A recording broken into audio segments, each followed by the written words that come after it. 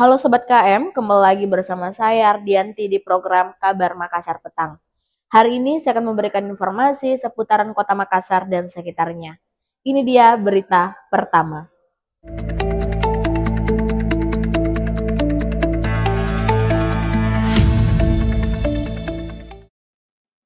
Assalamualaikum warahmatullahi wabarakatuh.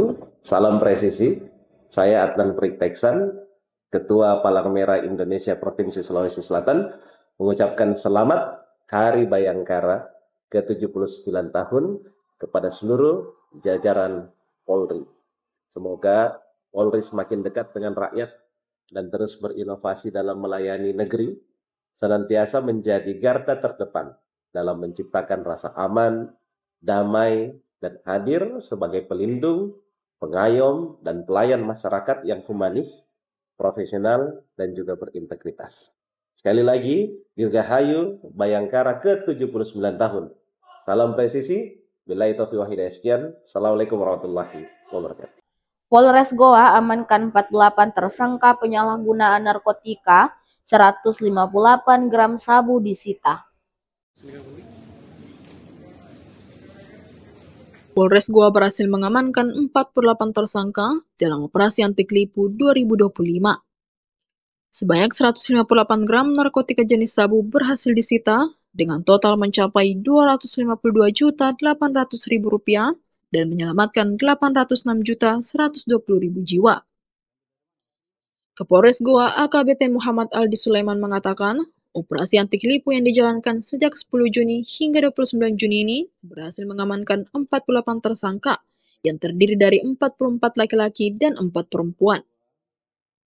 Dalam hasil pengungkapannya, Aldi mengatakan pihaknya berhasil mengamankan barang bukti sabu seberat 158 gram yang diperkirakan mencapai Rp252.800.000. Sementara itu, Kasat Narkoba Polres Goa, Ibtu Firman mengatakan bahwa target operasi dari anti kelipu Polres Goa, yaitu berjumlah 8 orang dan semuanya berhasil diamankan. Kemudian Polres Goa melakukan pengembangan dan berhasil mengamankan 48 orang tersebut.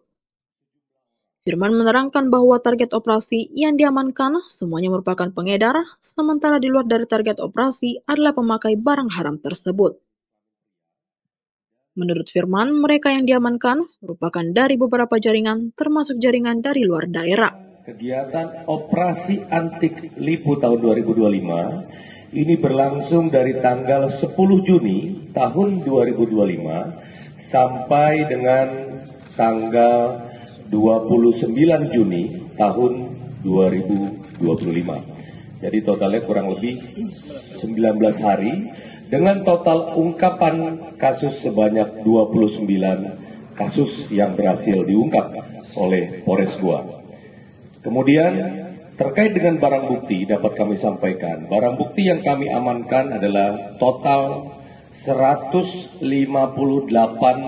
gram sabu-sabu. Dan juga dapat kami sampaikan bahwa dari nilai barang bukti narkoba di dalam operasi anti kelipu tahun 2025 ini, dari tanggal 10 Juni sampai dengan tanggal 29 Juni tahun 2025, diperkirakan mencapai angka Rp252.800.000, yang mana apabila diestimasi dapat menyelamatkan sejumlah 806.120 jiwa. Demo buruh tolak PHK di Goa ricuh, gerbang pabrik didobrak.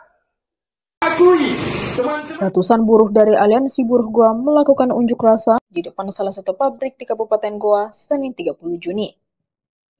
Aksi unjuk rasa tersebut diwarnai kericuhan sehingga sejumlah buruh yang hendak bekerja dihalangi untuk masuk ke pabrik tersebut. Kericuhan ini terjadi saat ratusan pekerja dari aliansi buruh tersebut menolak adanya PHK oleh pihak manajemen pabrik sehingga meluapkan kekesalannya dengan menendang gerbang pabrik yang berada di Jalan Poros Binto Maranu, Kecamatan Bonto Maranu, Kabupaten Goa. Tak hanya mendobrak pintu gerbang pabrik, para buruh yang di PHK tersebut juga menghadang sejumlah karyawan pabrik yang akan masuk bekerja. Taufik menerangkan aksi tersebut juga menuntut agar perusahaan pabrik melakukan evaluasi terhadap pihak ketiga yang dinilai merugikan karyawan pabrik tersebut. Selain itu, massa juga meminta agar para pekerja yang telah di-PHK dapat dipekerjakan kembali di pabrik tersebut.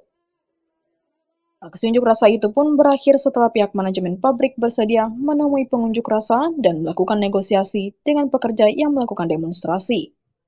Aliansi Buruh Goa tentu dari berbagai elemen, ada unsur masyarakat, tokoh adat, dan elemen buruh yang kemudian hari ini berada di PT Wings, itu kemudian melakukan aksi unjuk rasa terkait dengan persoalan dugaan pelanggaran hak normatif serta PHK terhadap anggota Serikat Pekerja Serikat Buruh yang dilakukan oleh salah satu vendor yang ada di PT Wings. Tuntutan kita ada beberapa poin. Yang pertama, kami meminta PT Wings itu melakukan evaluasi terhadap manajemen vendor yang bernama SNS, sehingga vendor tersebut bisa angkat kaki di Kabupaten Goa, khususnya di Kecamatan Bonto Marandu, karena melakukan dugaan pelanggaran ketenaga kerjaan terhadap buruh. Itu yang pertama. Yang kedua, kami meminta pekerja yang di PHK atau diputus kontrak tanpa ada alasan yang jelas untuk dipekerjakan kembali oleh PT Wings, baik melalui vendor yang lain maupun melalui vendor yang ada di PT Wings. Sempat kabur, pelaku pembacokan jukir di Makassar berhasil ditangkap. Polisi mengamankan seorang pria berinisial A yang diduga melakukan pembacokan brutal terhadap seorang juru parkir bernama Afdal Syamsuddin, 25 tahun. Pelaku yang sempat kabur beberapa hari akhirnya berhasil diamankan. Peristiwa tersebut terjadi di Jalan Muhyamin, Kecamatan Makassar, Kota Makassar pada Senin 16 Juni sekitar pukul 8.00 WITA. Insiden itu juga sempat terekam CCTV dan viral di media sosial, di mana dalam video itu terlihat saat Afdal sedang mengatur parkiran kendaraan di depan lokasi tersebut. Kemudian tiba-tiba pelaku datang dari belakang dan langsung menebaskan parang ke arah tubuh Afdal secara membabi buta dan langsung kabur. Suryadi menerangkan bahwa pelaku melakukan aksinya karena merasa tersinggung saat ditegur oleh korban. Korban yang kesal kemudian pulang ke rumahnya untuk mengambil sebilah parang, lalu kembali ke lokasi dan menyerang korban dengan parang tersebut. Akibat insiden tersebut, korban mengalami luka sobek di bagian wajahnya, sehingga mendapatkan perawatan medis di rumah sakit. Sementara terkait pelaku yang sempat kabur usai melakukan aksinya, kata Suryadi, pihaknya telah berkoordinasi kepada keluarga pelaku sehingga pelaku menyerahkan diri.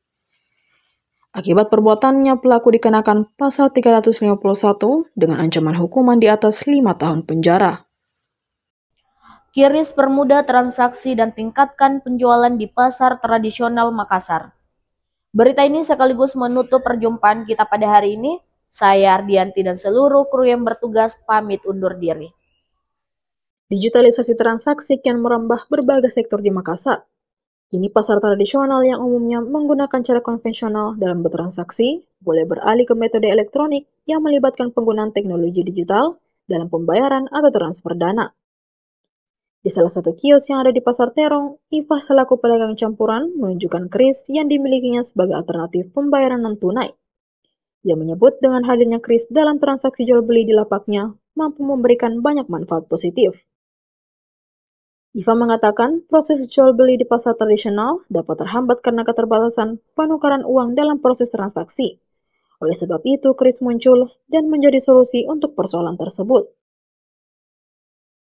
Dengan memberikan pilihan metode transaksi digital kepada pembeli, kata Iva, dapat mendatangkan pertumbuhan ekonomi dalam penjualannya sehari-hari. Potensi untuk membeli dagangan di lapaknya pun turut meningkat, mengingat pembeli dapat membayar seluruh kebutuhan dapur tanpa perlu khawatir dengan uang kembalian. Lebih lanjut, ia menyebut komoditas yang kerap dibeli di lapaknya adalah bawang merah dan juga bawang putih.